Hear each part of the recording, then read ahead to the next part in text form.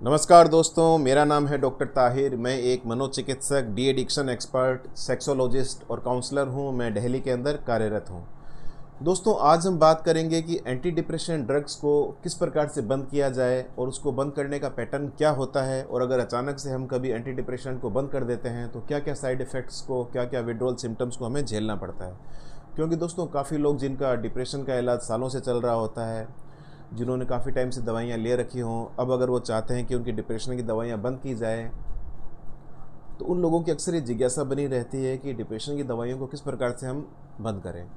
तो ये वीडियो उन्हीं लोगों के लिए डेडिकेटेड है। तो उम्मीद करता हूँ आपको पसंद आएगा। अगर आपको पसंद आया हो तो इसे आप ज़रूर सब्सक्राइब करें। दोस्तों, डिप्रेशन की दवाइयों को बंद करने का तरीका जानने से पहले हम जानते हैं कि अगर डिप्रेशन की दवाइयों को हम अचानक से बंद कर देते हैं तो क्या साइड इफ़ेक्ट्स, जिसे कि हम डिसकंटिन्यूएशन सिम्टम्स बोलते हैं, वो हमें आ सकते हैं। इसके अंदर क्या होता है कि आपको डिजीनेस हो सकता है, चक्कर हो सकता है, सिर में दर्द हो सकता है, बॉडी एक हो सकता है, फटीग हो सकती है, इरिटेबिलिटी हो सकती है, स्लीप डिस्टर्बेंस हो सकता है, आपकी पूरी बॉडी पूरे बदन के अंदर करंट सा फील हो सकता है, आपको गेट प्रॉब्लम हो सकती है, यानी कि चलते समय बैलेंस बिगड़ सकता है, आपको नींद की प्रॉब्लम आ सकती है, इरिटेबिलिटी हो सकती है, स्वेटिंग हो सकती है, पूरे बदन के अंदर दर्द हो सकता है।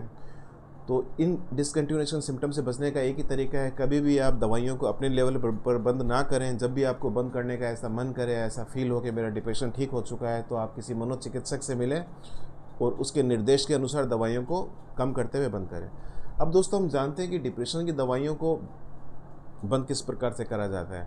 तो डिप्रेशन की दवाइयों को बंद करने का तरीका जानने से पहले हमारा ये जानना ज़रूरी है कि डिप्रेशन की दवाइयों को शुरू किस प्रकार से किया जाता है।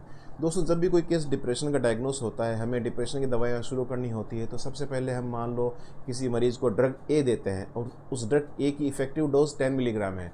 अब इसका मतलब है 10 मिलीग्राम इफेक्टिव डोज है, यानी 10 मिलीग्राम पर उसको उसके सिम्टम्स में आराम मिलना शुरू होता है। तो हमें डायरेक्ट 10 मिलीग्राम कभी नहीं देनी होती, क्योंकि अगर हम डायरेक्ट 10 मिलीग्राम देंगे तो उसके अंदर कुछ साइड इफ़ेक्ट्स पैदा होंगे पहले दूसरे सप्ताह में, जो ज़्यादा होते हैं, जिसकी बदौलत वो दवा लेना ही छोड़ देगा। इसलिए हमेशा ड्रग को लो डोज से शुरू करना होता है। कुछ ऐसे डॉक्टर हैं जो फिजिशियन होते हैं, मनोचिकित्सक नहीं होते हैं, जिन्हें एंटी डिप्रेशन ड्रग्स का ज़्यादा एक्सपीरियंस नहीं होता, वो अचानक से फुल डोज के साथ शुरू कर देते हैं, जिससे होता क्या है, मरीज़ के अंदर साइड इफ़ेक्ट्स आ जाते हैं और वो दवा लेना बंद कर देता है।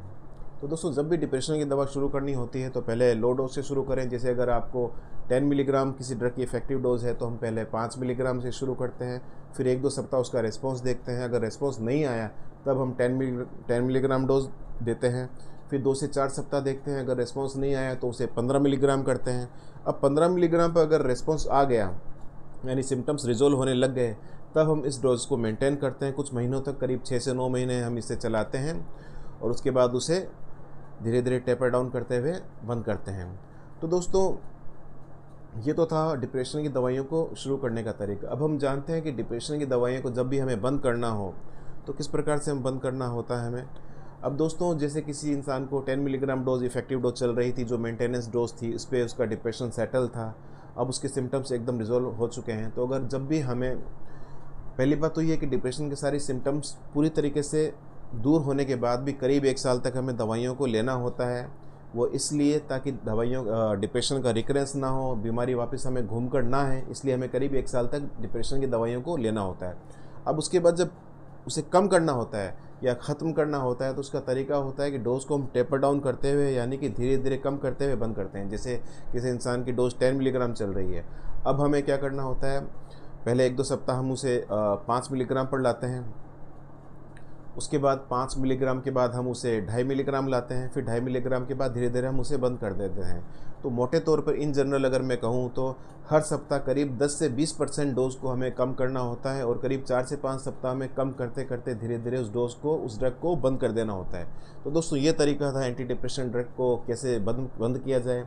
अब इसके बाद भी कुछ ऐसे फैक्टर्स हैं जो कि इस बात को, यानी कि डिप्रेशन की दवा को बंद करने के बाद जो विड्रॉल सिम्टम्स होते हैं उसको अफेक्ट करते हैं। जैसे कि जिन लोगों के अंदर डिप्रेशन का सालों से इलाज चल रहा है, यानी जो सालों से डिप्रेशन की दवाइयाँ ले रहे हैं, वो जब भी डिप्रेशन की दवाइयों को बंद करते हैं तो उनके अंदर कुछ साइड इफ़ेक्ट्स, कुछ डिसकंटिन्यूएशन सिम्टम्स ज़्यादा आते हैं। इसके अलावा जो यंग एज हैं, ओल्ड एज ग्रुप हैं, उन लोगों के अंदर भी दवा को बंद करते समय जो साइड इफ़ेक्ट्स हैं, डिसकंटिन्यूएशन सिम्टम्स हैं, कुछ ज़्यादा आते हैं। इसके अलावा अगर कोई इंसान ऐसी ड्रग ले रहा है जैसे कि पैरोक्सिटिन, वेंलाफैक्सिन, जिसकी हाफ लाइफ छोटी होती है, कम होती है, तो उन लोगों के अंदर भी दवा को बंद करते समय डिसकंटिन्यूएशन सिम्टम्स ज़्यादा आते हैं।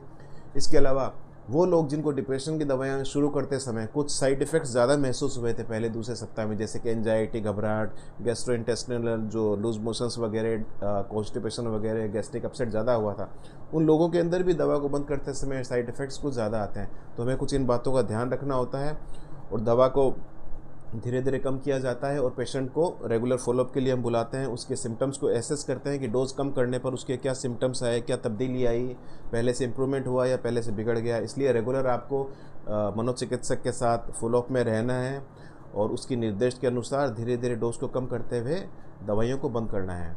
तो दोस्तों, उम्मीद करता हूँ आपको समझ में आया होगा कि डिप्रेशन की दवाइयों को किस प्रकार से बंद किया जाता है और क्यों हमें डिप्रेशन की दवाइयों को अचानक से बंद कभी नहीं करना चाहिए। इसलिए आपका लंबे समय से अगर इलाज चल रहा है, आपको लगता है कि आपका डिप्रेशन पूरी तरीके से ठीक हो चुका है, सारे सिम्टम्स जा चुके हैं, तो कभी भी अपने लेवल पर दवाइयों को बंद ना करें। अपने मनोचिकित्सक से मिलें, उसे एसेस करने दें कि ये सही समय है दवाइयों को बंद करने का, और अगर करना है तो किस प्रकार से करें।